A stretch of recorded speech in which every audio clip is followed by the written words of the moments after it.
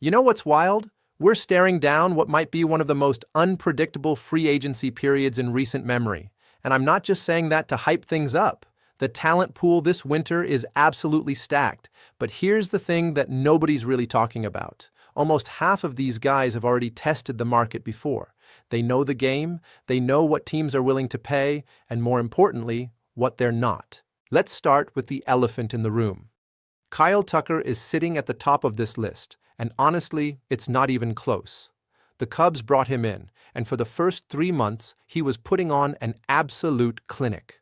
17 bombs by June, over 50 driven in, 20 bags stolen. The guy was doing everything. Then he caught that hand fracture and you could see it affected him in July and August.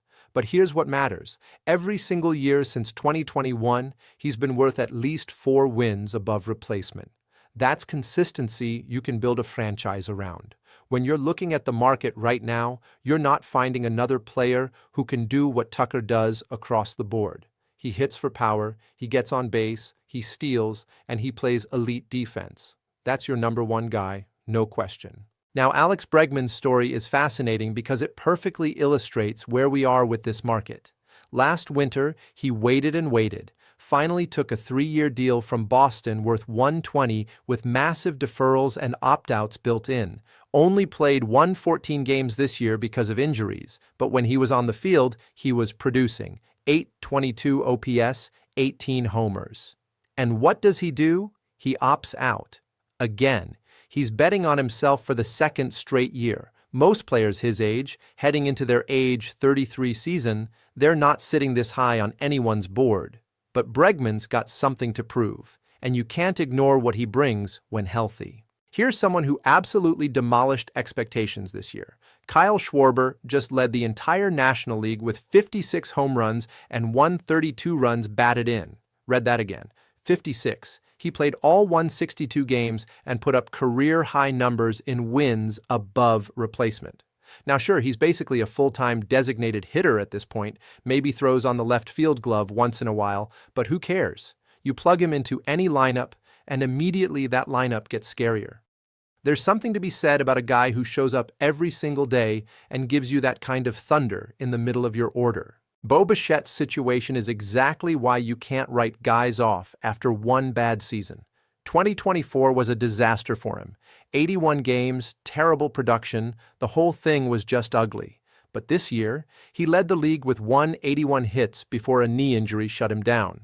18 homers, 94 knocked in, 840 OPS across 139 games. That's the Bichette everyone remembers from his All-Star campaigns. And with the shortstop market being as thin as it is right now, he's positioned perfectly to cash in. Teams are desperate for middle infield help, and he just reminded everyone why he was one of the best in the game just a couple years ago. Cody Bellinger is out here playing the opt-out game like it's his job. 1-year deal with the Cubs in 2023. 3-year deal in 2024, gets traded to the Yankees last winter, then opts out of the final year and $25 million. That takes guts. But you know what? He earned it. 29 homers, 98 driven in, 814 OPS across 152 games in the Bronx, his best wins above replacement since his MVP season back in 2019. The versatility alone makes him valuable. You can move him around the outfield, use him at first base if you need to. That's the kind of flexibility that contending teams pay premium prices for. Pete Alonso's journey mirrors Bregman's in a lot of ways. He waited until mid-February last year before re-signing with the Mets on a 2-year deal. Opted out of that final year, and you can see why. 38 home runs, 126 runs batted in, 871 OPS, and he played every single game. Plus, there's no qualifying offer attached this time, which makes him way more attractive to teams who don't want to give up draft picks. The power is legitimate, and in today's game, you can never have too much of that. Then there's the international intrigue with Munetaka Murakami. This guy broke a record that stood for 58 years when he hit 56 home runs in 2022. That's Sadaharu Oh's record we're talking about. Over 8 seasons in Japan, he's launched 246 bombs. The scout reports call it legit power, and he's the first pure power threat to come over from NPB since Hideki Matsui. That's a big statement. The transition from Japanese baseball to the majors isn't always smooth, but when you've got that kind of raw power, teams are willing to take that chance. On the pitching side, Albert Suarez put together a really interesting season. Started off absolutely dealing in the first half. 7-3 with a 2.15 ERA through 13 starts. Fell off a bit after the break, but over 4 full seasons as a starter, he's maintained a 3.59 ERA. That's solid, dependable work. Maybe he's not your ace, but as a number 2 or 3. Teams will line up for that kind of reliability. Jorge Polanco made a bet on himself by declining his $6 million player option, and it paid off huge. 26 homers, 78 RBIs, 821 OPS. Then October happened, and he went absolutely nuclear. Game-winning hits in 3 straight games, helping push the Mariners deep into the playoffs.